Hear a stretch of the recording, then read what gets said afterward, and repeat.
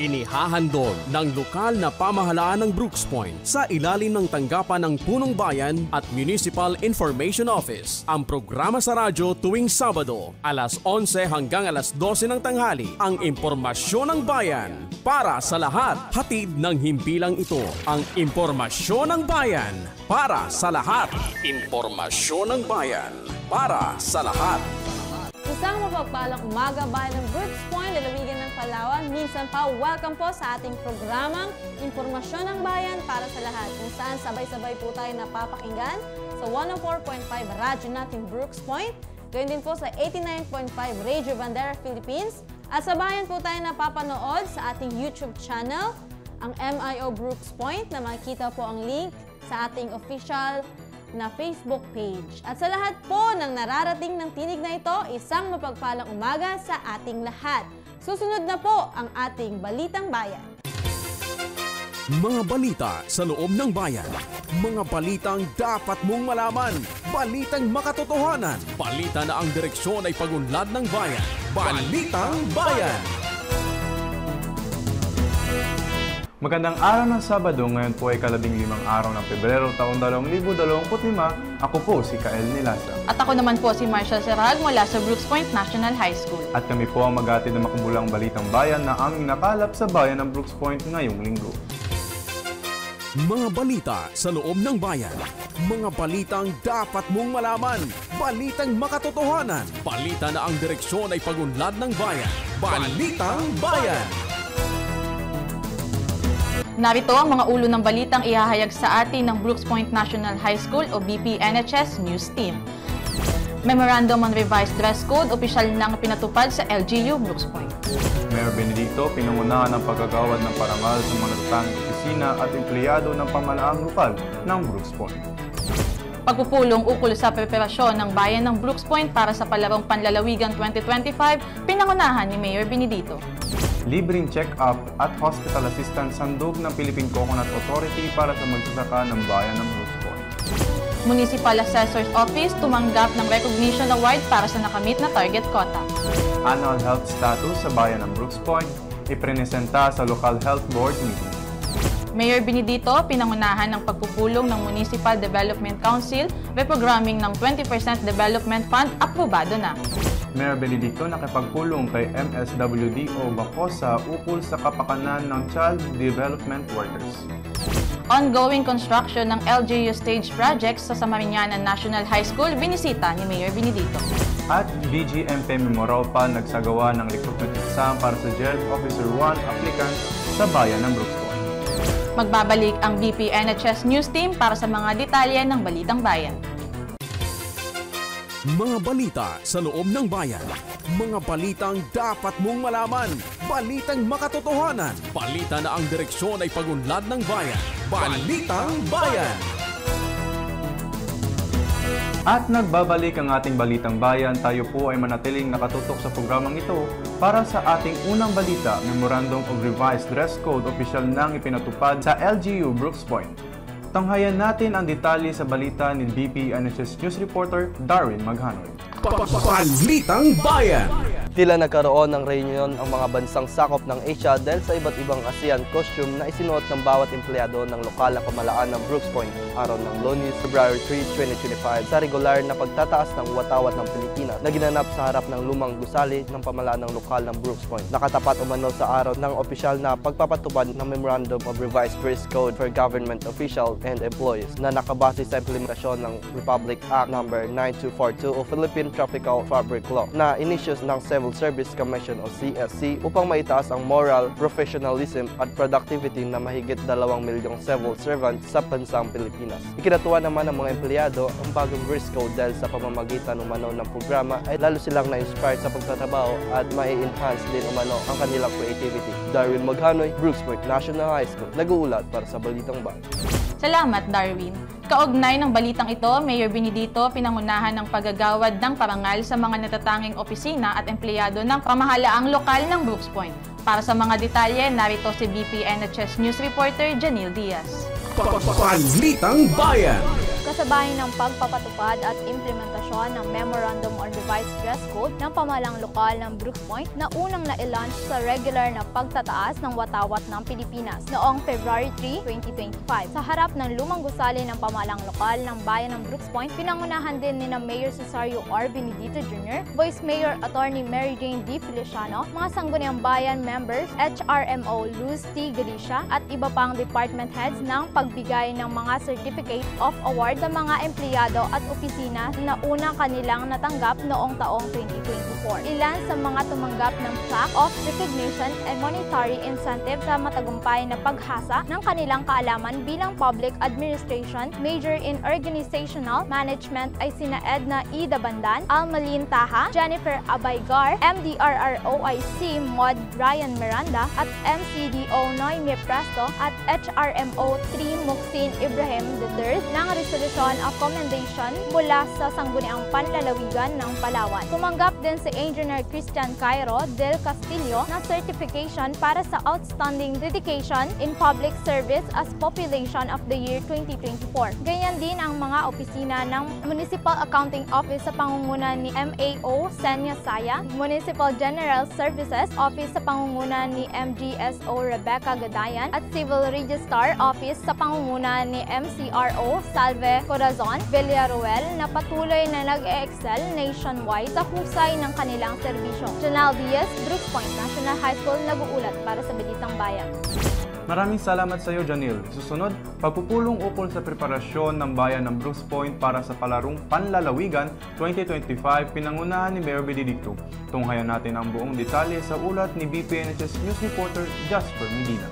Balitang Bayan! Maagang nagkulong sa tanggapan ni Mayor Cesario R. Benedito Jr. ang mga bumubuo ng local school board na pinangunahan ni DepEd South District Supervisor Dr. Paterno S. Marquez Jr. kasama ang ilan pa mga guro o committee in charge para talakayin ang preparasyon at mga pangunahing pangangailangan ng mga manlalaro at game coaches sa Palarong Panlalawigan 2025 na gaganapin sa bayan ng Nara, Palawan sa darating na Pebrero 18, 2025. Samantala, kabilang din sa naturang pagpupulong sina MEO Emma S. Tabangay, MAO Senya S. Saya, MEO Engineer Raul Quijano Jr., Solid Waste Management Officer Leo Malong, Municipal Sport Officer Benedict Moranya, at mga representative mula sa MDRRMO upang isa-isang maibigay ang kanilang mga opinyon patungkol sa usaping pondo, athletes allowance, sport equipments, uniform, foods, transportation, quartering sa BPNHS sa Paratongon Elementary School mula January 30 hanggang February 16 ng 400 na athletes na nahati sa secondary at elementary, security, supplies para sa screening, water distribution, solid waste collection, at iba pang bagay na kakailangan. Jasper Medina, Brooks Point National High School, nag-uulat para sa Balitang Bayan. Salamat sa iyo, Jasper. Libreng check-up at hospital assistance handog ng Philippine Coconut Authority para sa mga magsasaka ng bayan ng Brooks Point. Sa ulat ni BPNHS News Reporter Lay Samantha Velena. Balitang Bayan! Ikinagalak ni Mayor Cesario R. Benedito Jr. ang pagbisita sa kanyang tanggapan ni Board Member Aris Alzaga, kasama sina Philippine Coconut Authority Agriculturist 2, Kate Ben Eck, PCA Social Worker Gadi Lamares, PCA Community Organizer Anthony Algueza, CHP Site Supervisor Bernard Lacuna, at OMA LGU Agri-Technologist Aris Joyce Vedusa, January 30, 2025 sa Manyu Municipal Hall Lobby, Barangay Tubtub, Brooks Point, Palawan upang ipabot ang magandang balita na magpagbigay ng health mobile service at health medical program sa mapalad na 500 farmers beneficiaries. Ito ay magiging kauna-unahang implementasyon na makapagbigay ng tinatayang 40,000 pesos na halaga ng PCA assistance once a year sa bawat miyembro na nakaharehistro sa samahan ng mga maniniyog sa ilalim ng Department of Agriculture ng munisipyo. Samantala, kabilang din sa naturang PCA program ang pagtulong sa magsasaka ng paniniyog ng libreng pa-check-up, x-ray, mga gamot, hospital bills at iba pa kung sila ay magkasakit at ma-hospital. Lay Samantha Enrique Boriana, Brooks Point National High School, nag-uulat para sa Balitang Bayan. Maraming salamat, Samantha. Samantala, Municipal Assessor's Office tumanggap ng Recognition Award para sa nakamit na target quota. Narito ang ulat ni BPNHS News reporter Ian Gabriel Facundo. Balitang Bayan. Sayang dinaluhan ni Municipal Assessor Officer Janet Quino ang ginanap na Municipal First Quarter Meeting and Target Setting Conference nitong ika-21 at 22 ng Enero taong kasalukuyan sa VJR Hall, Capitol Building sa lungsod ng Puerto Princesa City. Layunin ng naturang konferensya ang maipresenta ang kasalukuyang estado ng Assessor Offices sa bawat munisipyo ng buong lalawigan ng Palawan at mga target quotas sa taong 2025. Gayon din ang pag-distribute ng Notice Assessment at Tax Declaration copy sa mga property owners na personal na kukunin sa opisina ng MASO. Bukod pa rito, meron ding barangay dissemination campaign upang ma-avail ang mga property owners ang tax amnesty program na maaari nilang bayaran quarterly o yearly setting. O pwede rin ang temporary system installment. Samantala, tumanggap ng Recognition Award of reaching target quota sa taong 2024 dahil lagpas pa dapat sa 90 million pesos ang kinakailangang quota sa buong taon. Subalit ito ay inabot pa ng 13 million pesos ang naipasok na income dahil sa sipag at pagtutok ng mga empleyado sa trabaho ng naturang opisina sa pangunguna ng kanilang masipag at mahusay na tagapamuno. Ian Gabriel Facundo, Brooks Point National High School, nag-uulat para sa Balitang Bayan. Salamat sa iyo, Ian. Susunod, Annual Health Status ng Bayan ng Brooks Point ipinisenta sa Local Health Board Meeting. Balitang hatid sa atin ni BPNHS News reporter Azumi Cabu. Balitang Bayan. Tagumpay na isinigawa ang pagpupulong ng Local Health Board noong araw ng Huwebes, January 29, 2025. Sa New Municipal Building, Barangay Tubtob, Brooks Point, Palawan. Pinangunahan ni Mayor Sario R. Benedito Jr. ang pagpupulong kasama si Municipal Health Officer Dr. Lovelyn Sotoza at mga representatives ng mga opisina. Naging sentro ng pagpupulong na ito ay ang pagpresenta ng Annual Health Status ng Bayan ng Brooks Point noong nakalipas na taong 2024. Dito tinukoy ang mga numerong datos ng mga taong nagkasakit ng malaria, COVID, dengue at iba pa sa Bayan ng Brooks Point sa loob ng isang taon. Pinagtuunan din ng pansin ang pagsasagawa ng isang resolution upang umangkop sa Republic Act No. 10354 o ang Adopting Responsible Parenthood and Reproductive Health Act of 2012 para ipatupad dito sa Bayan ng Brooks Point. At ito naman ay naprubahan ng mga kasapi ng konseho. Inilatag din ang mga tukulin ng mga miyembro ng Local Health Board upang mas maging matibay at mas maayos ang samahan at ang pangganap ng tukulin ito para sa ikabubuti ng kalusugan ng mga mamamayan. Samantala, tinalakay din ang paggawa ng isang pulisya para sa HIV testing sa bayan, kasabay na rin ng counseling sa Bayan ng Brooks Point. Nais ng Municipal Health Office sa ilalim ng pamahala ni Mayor Benedito na mabigyang solusyon ang paglobo ng mga taong nagkakasakit, kaya naman pinapaigting nito ang seguridad pagdating sa kalusugan. Azumi Rubio, Brooks Point National High School, nag-uulat para sa Balitang Bayan. Maraming salamat sa iyo, Azumi. Samantala, Mayor Benedito pinanguna ng pagpupulong ng Municipal Development Council Reprogramming of 20% Development Fund, aprobado na. Narito ang ulat sa atin ni BPNHS News reporter Bernardito Yap Jr. Balitang Bayan. Pinangunahan ni Mayor Cesario R. Benedito Jr. ang Municipal Development Council Executive Meeting noong araw ng Lunes, February 3, 2025 sa New Municipal Building, Barangay Tubtob, Brooks Point, Palawan. Kasama sa pagpupulong, sinaligan ng mga Barangay President Honorable Georgiolyn Joy Oquiatchon, Consel Arturo B. Ferraris, Municipal Engineer Raul Quiano Jr. at Planning and Development Officer ENP Joey Piramide upang pag-usapan ang reprogramming ng 20% Development Fund para sa pagpapaganda ng 18 mga barangay sa bayan ng Brooks Point. Inaprobahan naman ng konseho ang mga inilatag na plano ng mga barangay kung saan nila ilalaan ang pondo na binigay sa kanila ng lokal na pamahalaan ng Brooks Point. Bernardino Yap Jr., Brooks Point National High School, nag-uulat para sa Balitang Bayan. Salamat sa iyo, BJ. Mayor Benedito nakipagpulong kay MSWDO Bacosa ukol sa kapakanan ng child development workers. Balitang hatid sa atin ni BPNHS News reporter Micaela Joanne Staliero. Balitang Bayan. Masayang nakipagpulong si Municipal Social Welfare and Development Officer o MSWDO, Reynaldo Bacosa kay Mayor Cesario R. Benedito Jr. noong araw ng Lunes, February 3, 2025 sa New Municipal Building, Barangay Tubtob, Brooks Point, Palawan. Layunin ng pagpupulong na ito ay upang pag-usapan ang mga bagay patungkol sa Child Development Workers o CDW sa bayan ng Brooks Point. Kinilala naman ni Mayor Benedito ang serbisyong hatid ng mga child development workers sa bayan sapagkat sila ang nag-alaga at nagtuturong magbasa, magbilang at magsulat sa mga bata sa kanilang early years. Micaela Joanne S. Estiliero, Brooks Point National High School, nag-uulat para sa Balitang Bayan. Maraming salamat, Joan. Susunod, ongoing construction ng LGU Stage Project sa Samariñana National High School, binisita ni Mayor Benedicto. Ulat hatid ni BPNHS News Reporter Darwin Maghanoy para sa mga detalye. Balitang Bayan.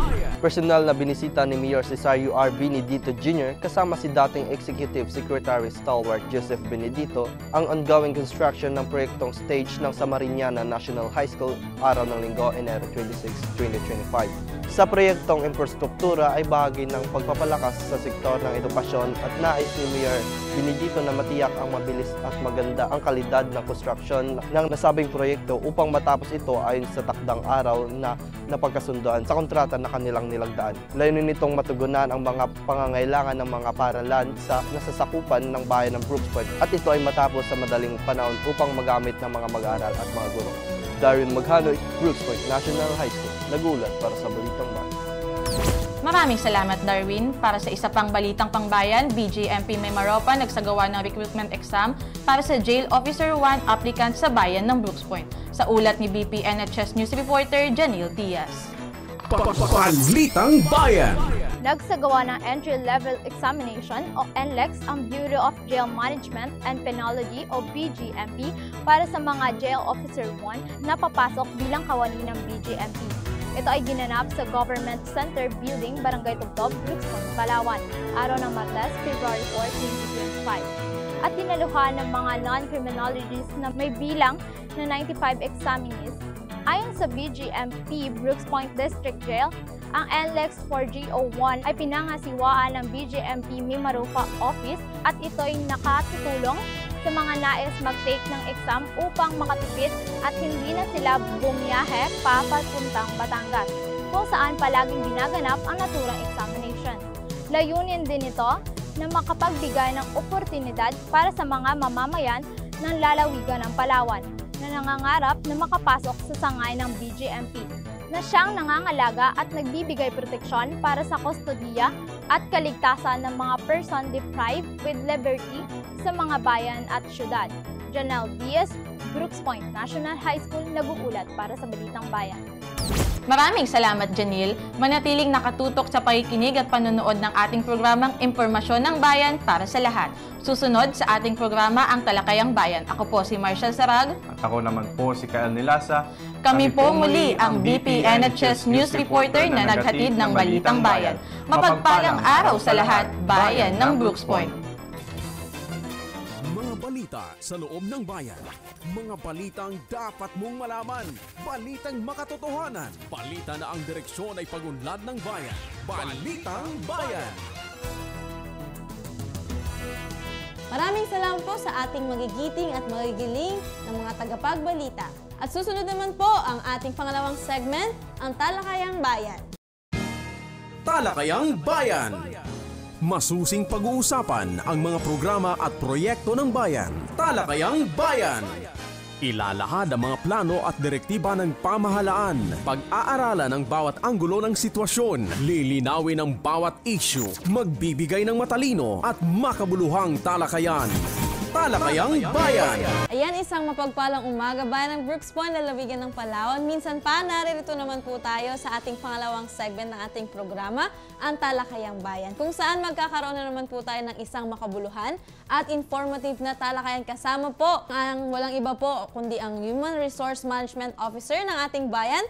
Ayan, sama-sama po nating i-welcome ang ating Human Resource Management Officer, walang iba po kundi si Ma'am Luz T. Galicia. Isang magandang umaga po, Ma'am. Magandang umaga sa iyo, Mariel. Ayan, talagang kami po ay nagagalak at kasama po namin kayo ulit dito sa aming programa despite po ng inyong busy schedule. Ayan, hindi na po natin patatagalin pa para po sa unang katanungan, Ma'am. Ma'am Luz, ilang linggo mula ngayon ay isasagawa na po ang 2025 Civil Service Examination dito po sa bayan ng Brooks Point. Ano-ano pong paghahanda ang isinasagawa po ng inyong tanggapan? Okay, Mariel, bago ko sagutin ang iyong katanungan, gusto ko po munang batiin ang ating mga kababayan.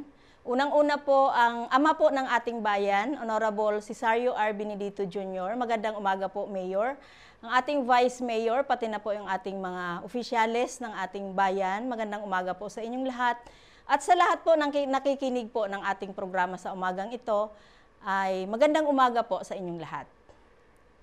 Ayon po sa katanungan, mula po 3 linggo po mula ngayon ay sasagawa na po ang Civil Service Examination sa March 2 dito po sa bayan ng Brooks Point. Ayan, so malapit na po pala ma'am, no? Opo. Ayan, nalalapit na po ang Civil Service Examination. Kaya sa lahat po ng nag-file, ayan, maghanda na po kayo at mag-review. Ayan, malaking bagay po ma'am na ang inyong inisyatibo na magkaroon ng Civil Service Exam dito sa ating bayan dahil accessible po para sa mas marami. Ayan, pero bago po ito makamit ng ating bayan, ano po yung mga pinagdaanan ninyo para lang ma-approve na maging venue ang Brooks Point para po sa Civil Service Examination? Opo. Salamat po sa iyong katanungan, Mariel. Ang history po ng Civil Service Examination na naganap po dito sa bayan ng Brooks Point, ito po ay sa inisyatibo po ng ating dating acting mayor, Honorable Georgeline Quechon. Siya po ay nakita niya po yung pangangailangan ng ating mga kababayan, lalo na po nung mga naghahangad po ng magkaroon ng civil service eligibility. So napag-isipan po at gumawa po ng hakbang ang ating acting municipal mayor na gumawa po ng isang request sa Civil Service Commission, Region 4, na para po maging venue po yung Brooks Point sa Civil Service Examination. So nung naupo na po si Mayor Benedito at na-approve na po yung ang ating request sa Civil Service Commission, so si Mayor Cesario Benedito na rin po yung nag-implement po ng programang ito at gusto ko magpasalamat kay Mayor Benedito sapagkat napakalaki po ng kanyang puso at suporta sa programang ito sa pamamagitan po ng pagpibigay ng pondo na magagamit po natin para maisagawa po yung programang ito. Talagang napakalaking tulong po ito, ma'am. Opo. So, pang ilang taon nyo na po ito, ma'am, na ginaganap? Actually, ito po ay, ang examination po ngayong March ay pangatlong taon na po nating isasagawa. Pang-apat na po na beses dahil noong unang taon po ay 2 beses po ang isinagawang examination. Isang March po at isang August po. So, ito po ay pang-apat na po nating gagawin sa bayan ng Brooks Point. And thank you, ma'am. Ayan, gaano po kahalaga sa isang mamamayan ng Brooks Point na makapasa po sa Civil Service Examination?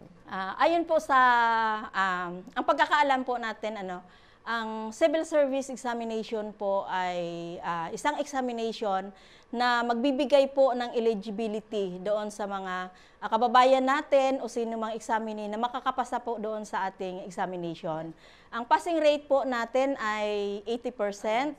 So yung makakakuha po ng 80% pataas, so yun po ay magkakaroon po ng eligibility. Yung eligibility po natin, meron pong 2 kategory, Ma'am Mariel. Yan po ay ang professional at sub-professional. Yun po yung ating, ito po ay ginagamit ng isang eligible para po magkaroon ng permanenteng trabaho sa gobyerno.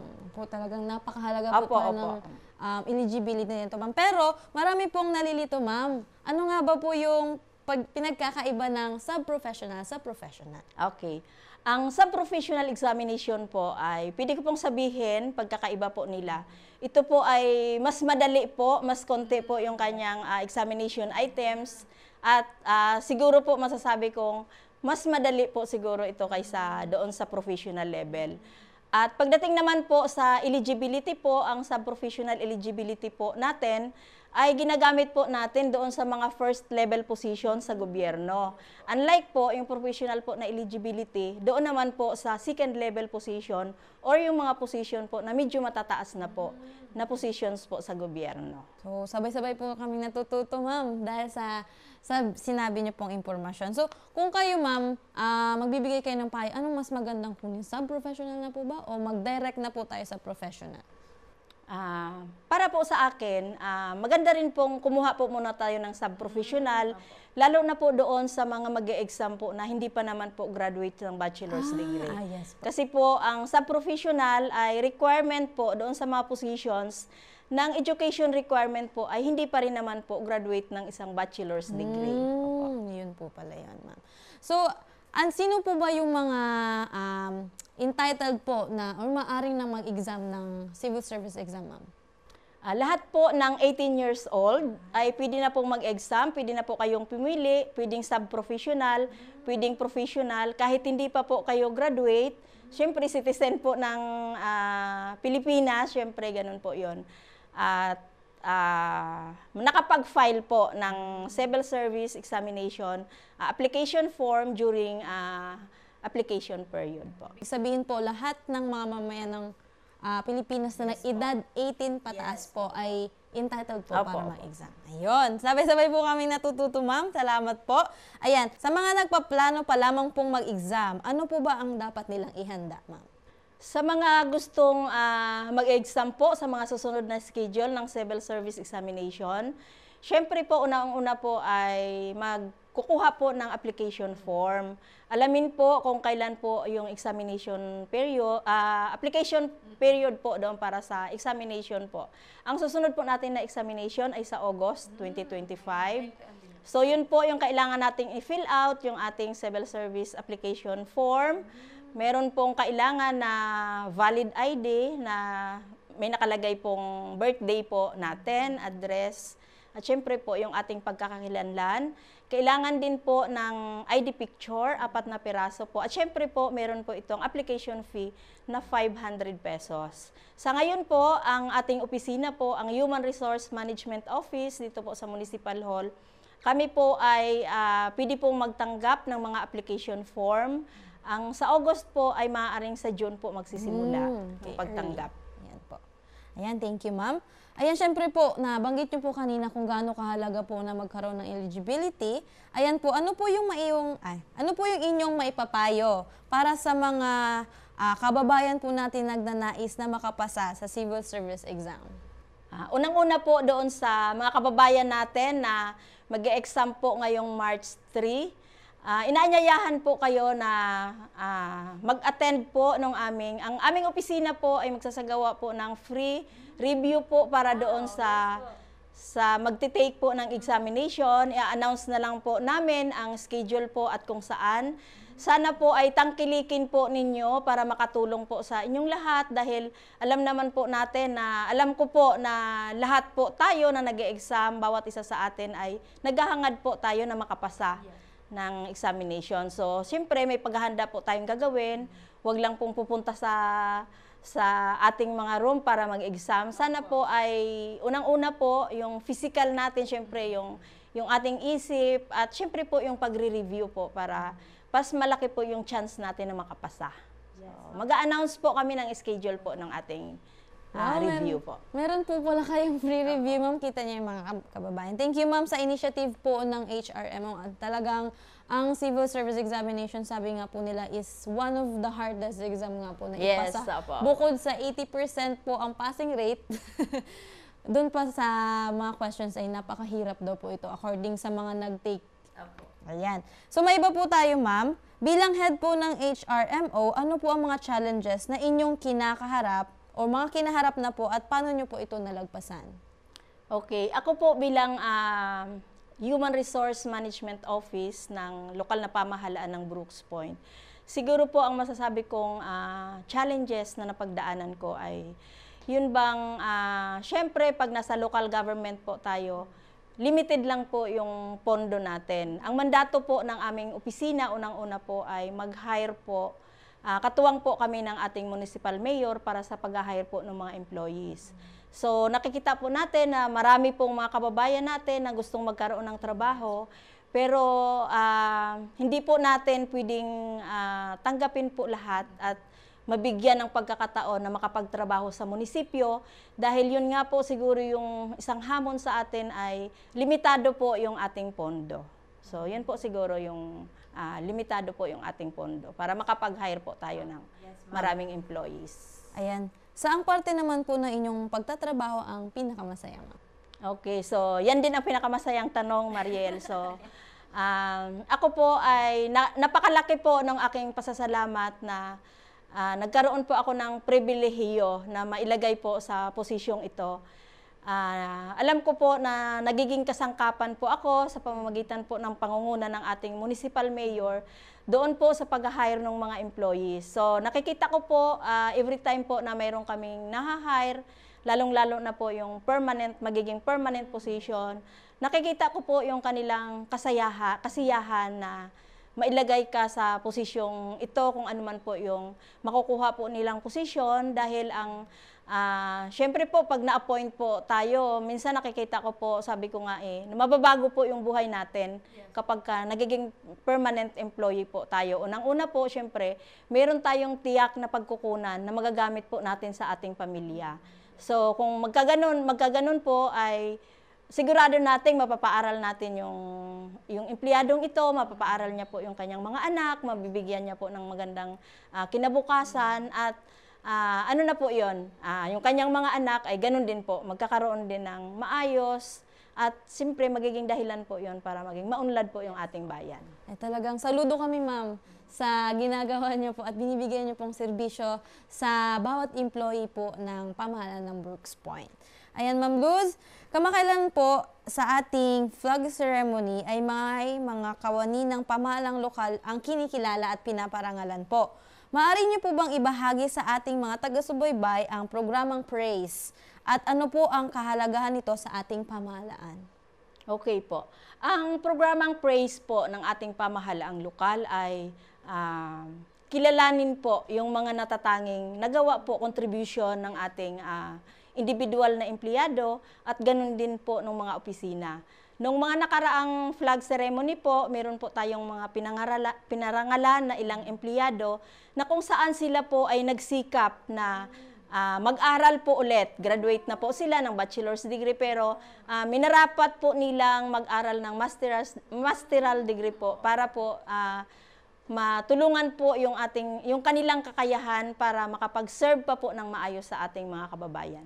So yung praise po na ito, ma'am, ay limitado lang po ba siya sa mga permanent or casual?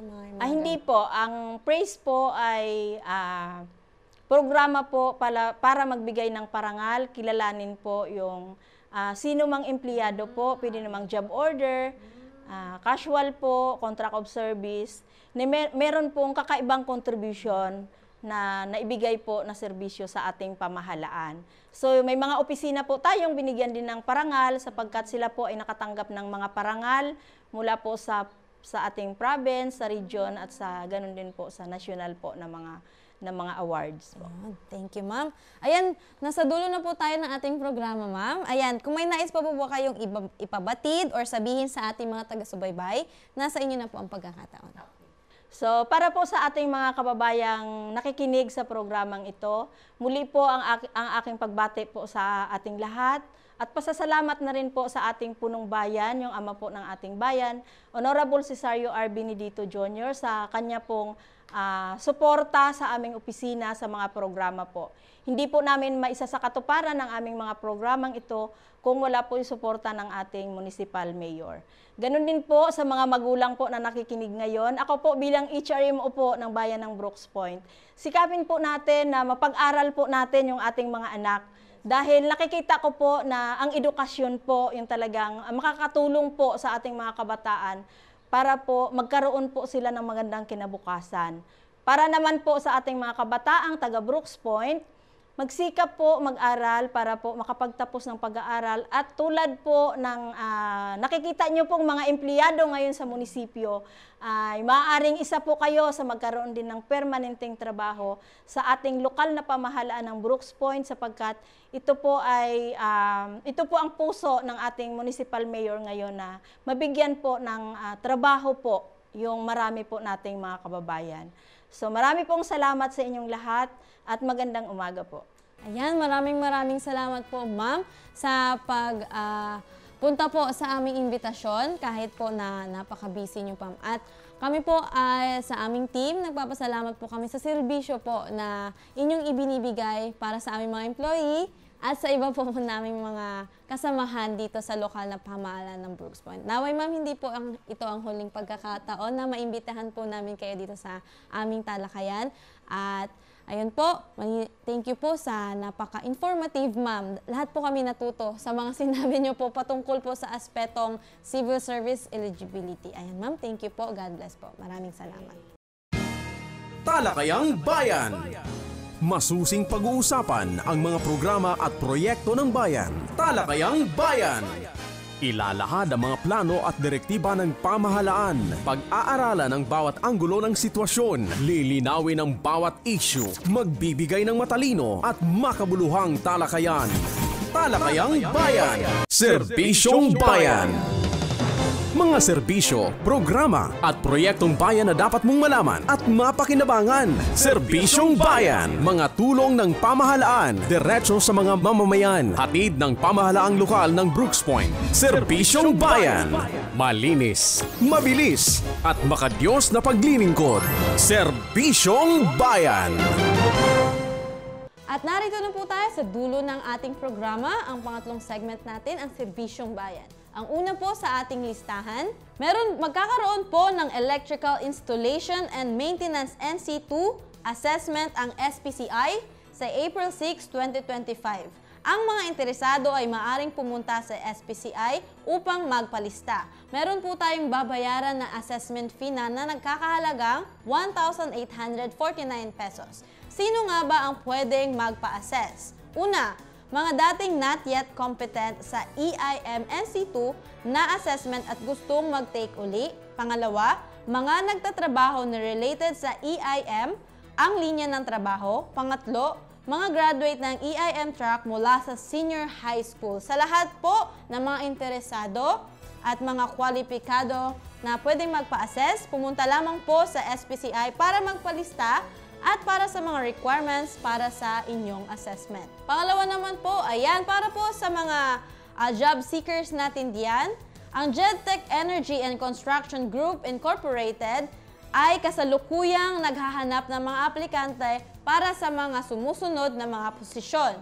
Ayan, una po ay Coach, Safety Officer 3, CAD Designer, Mason, Nurse, helpers o mga laborers. Ayan, para po sa mga qualifications and requirements, maaari lang po kayong bumisita sa official Facebook page ng Municipal Public Employment Service Office, LGU Brooks Point, para po sa karagdagang mga impormasyon. At maaari rin po kayong personal na pumunta sa kanilang opisina na matatagpuan po sa Government Center Building, Barangay Tubtob, Brooks Point, Palawan. Ayan, Happy National Arts Month! In accordance to Presidential Proclamation No. 683, signed in 1991, the Municipal Tourism, Culture and Arts is preparing to celebrate with the theme Ani ng Sining, Diwa at Damdamin.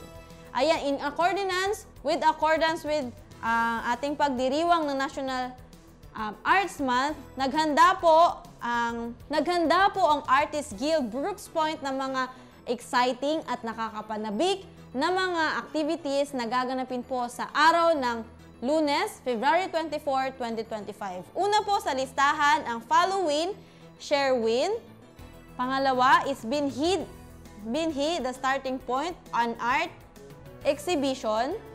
Meron din po tayong Tinig AGBP Band. Meron din po tayong Selfie Bestie Day. Ayan. Take Tropa Dance Challenge. Meron din po tayong Bigkasang Bayan, ang tanghalan ng mga magbibigkas ng bayan. Meron din po tayong Pulang Tula Poem Making Contest. Meron din po tayong Tula Ko'y Sasambitin Spoken Poetry Contest. At meron din po tayong Painting Contests. Ayan po, ilan lamang po yun sa mga exciting na activities na nakahanda para sa araw ng Lunes, February 24, 2025, para ating ipagdiwang ang National Arts Month ngayong taon.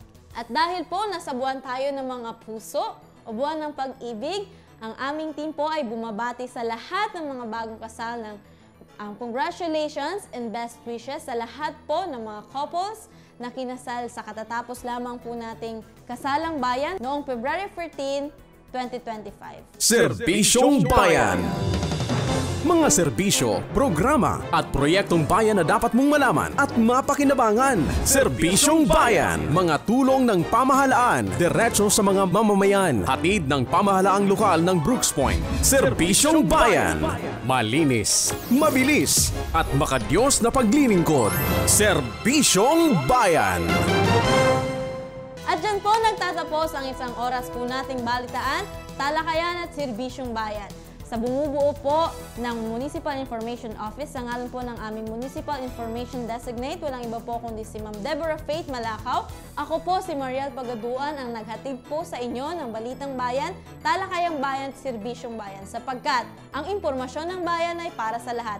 Isang mapagpalang umaga, beautiful Brooks Point.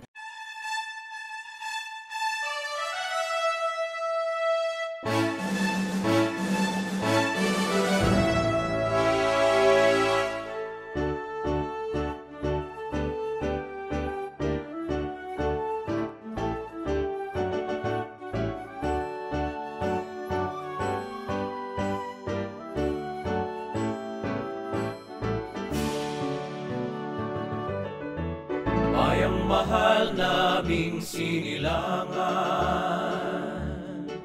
iyong pag-ibig dumaloy sa sapsaban. Sa niyog umindayog ang kabuhayan, tanod mo'y maruyong sa kapatagan. Bayang mahal na ikaw ang nasa isip at haliw. Sa piling mo, laging nananabik, iyong damhin ang aming pag-ibig.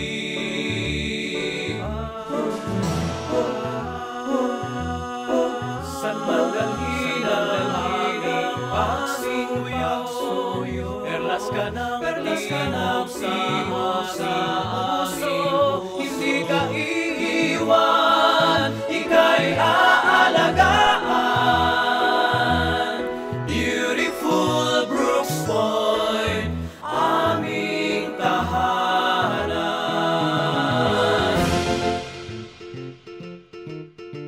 Tuloy po kayo sa bayan namin, pakinggan ang tibok ng aming damdamin. Sa saliw ng agong at babandil, beautiful Brooks Point, inyong mahalin. Bayang mahal na giliw, ikaw ang nasa isip at aliw. Sa piling mo, kami nananabik, iyong damhin ang aming pag-ibig. Iyong damhin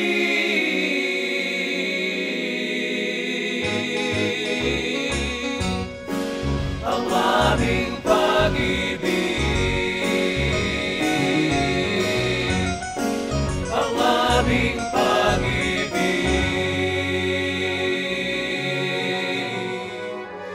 Ang aming pag-ibig.